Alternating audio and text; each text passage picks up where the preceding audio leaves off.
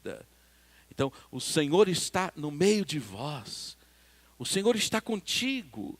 Não é essa mesma promessa do Senhor que diz: eu estarei com vocês todos os dias até a consumação dos séculos?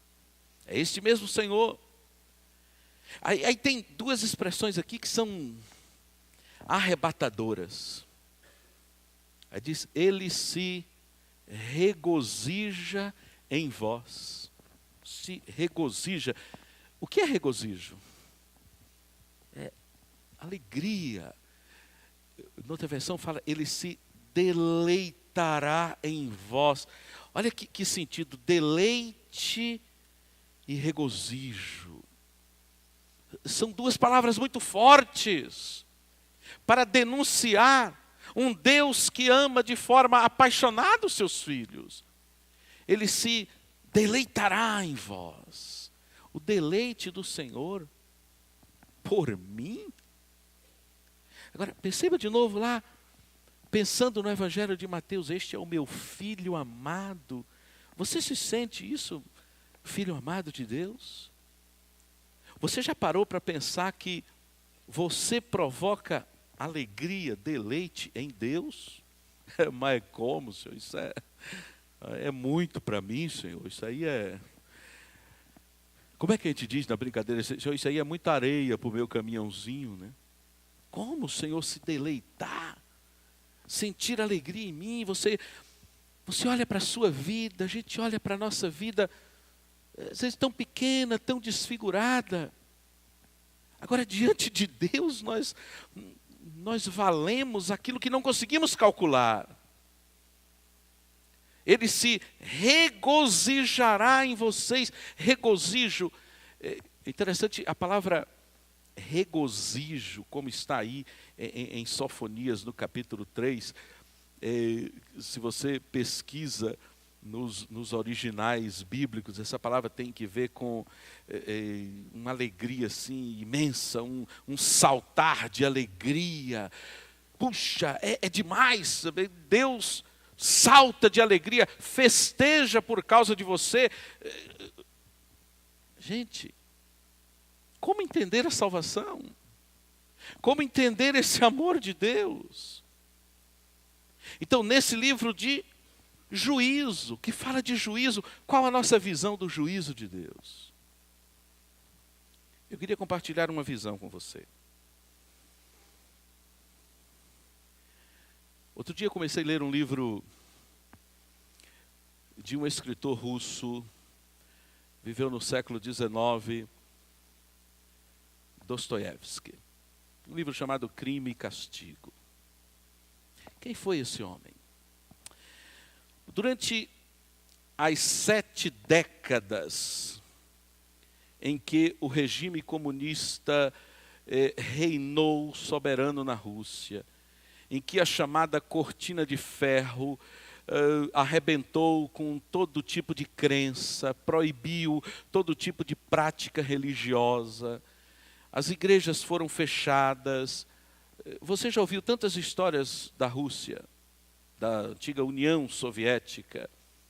Esse período de 7 décadas, 70 anos, desde a Revolução Russa de Lenin. Nessas 7 décadas, quando as Bíblias foram tiradas das mãos do povo, quando toda forma de contato religioso foi proibido, a essência da graça de Deus alcançou centenas de milhares de corações através dos escritos deste homem. Um dos maiores nomes, se não o maior da literatura russa, Dostoiévski. Quando você já ouviu que quando o comunismo, caiu o muro de Berlim, toda aquela história do final da antiga União Soviética, o que se encontrava ali? Muitos, milhares, milhões de corações sedentos pela palavra, pela verdade. Deve-se muito desse despertar religioso exatamente aos escritos de um homem que era um literato e que ele não foi proibido.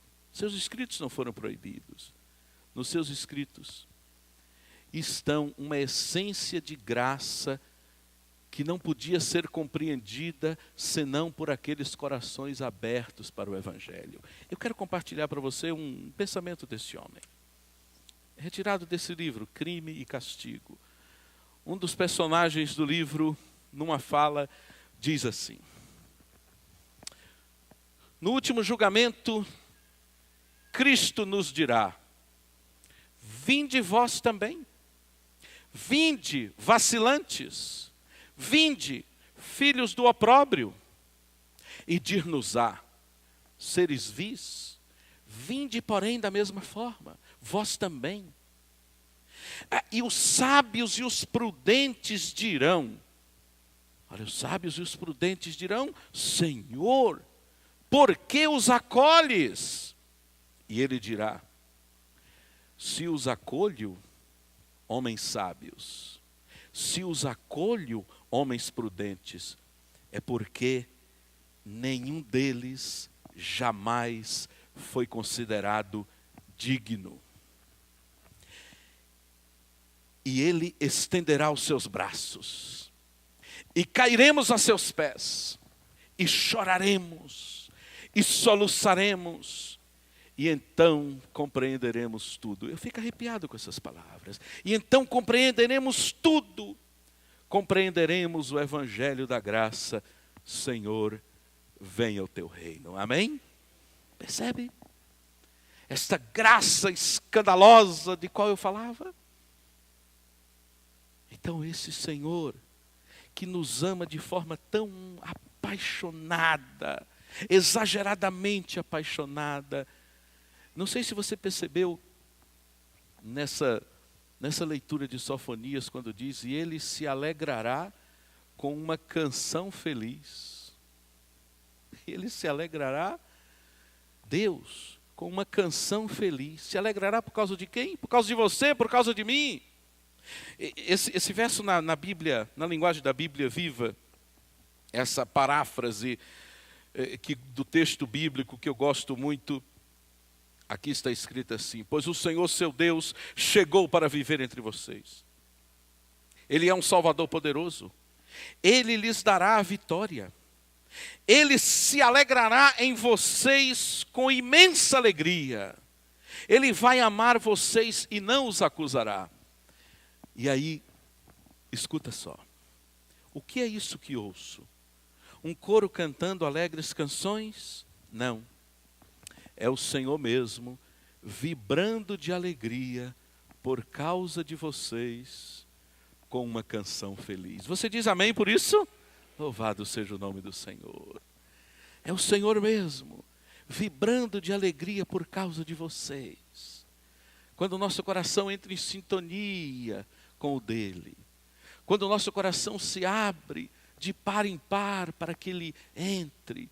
Quando o nosso coração se regozija tanto pelo Senhor. Sabe, meus queridos, que a verdadeira felicidade é aquela que existe sem uma razão aparente. É quando você sente uma paz tão grande. Nesse momento, sei lá, de alguma forma, nosso coração entra em sintonia com o Senhor, de forma tão profunda, de forma tão magnífica, de forma tão humanamente incompreensível, que diz a palavra: Deus canta de alegria. Para pensar nisso. Eu, quando tenho a oportunidade de estar assim em ambientes, e eu já falei essa semana aqui de um céu estrelado, quando eu tenho a oportunidade de estar em ambientes que consigo observar o céu, as estrelas assim maravilhosas, sabe que as primeiras palavras que me vêm à mente são essas aqui do texto bíblico: Deus cantando de alegria pelo fato de nós, seus filhos, existirmos. Amém por isso? Que beleza! Nós falamos tanto em cantar para Deus, e é bonito cantar para Deus, louvar a Deus, mas de alguma forma inexplicável, de alguma forma mais que maravilhosa, há momentos em que o Senhor diz: filho, e isso só em sintonia com o Senhor, para a gente entender